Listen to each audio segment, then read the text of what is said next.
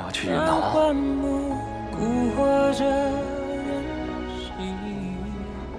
苏琪，我的包落在车上了，我进不去门。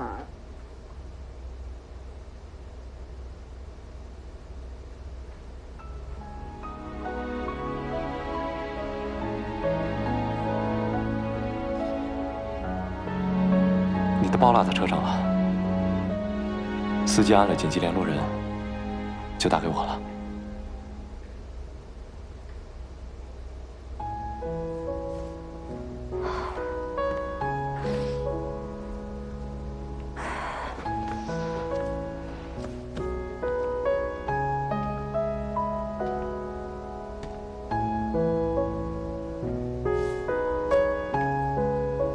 你喝酒了？没事吧？没事。怎么没？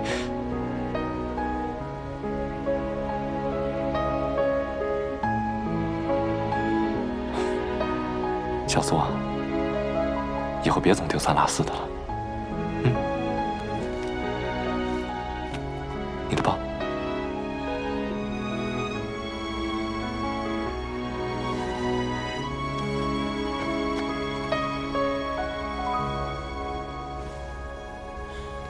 他寻觅着他的那条轨迹，却是他和他的刻骨铭心。人海中的不期而遇，会被命运带去哪里？谁能猜得透最后的结局？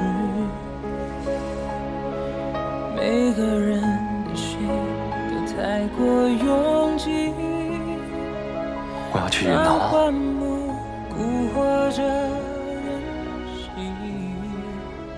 我不在的日子里，你一定要按时吃饭，一日三餐，一餐都不可以落下。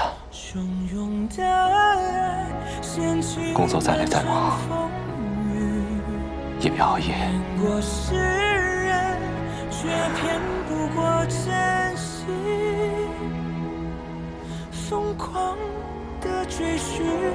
我走了。胸口的痕迹，命中的唯一。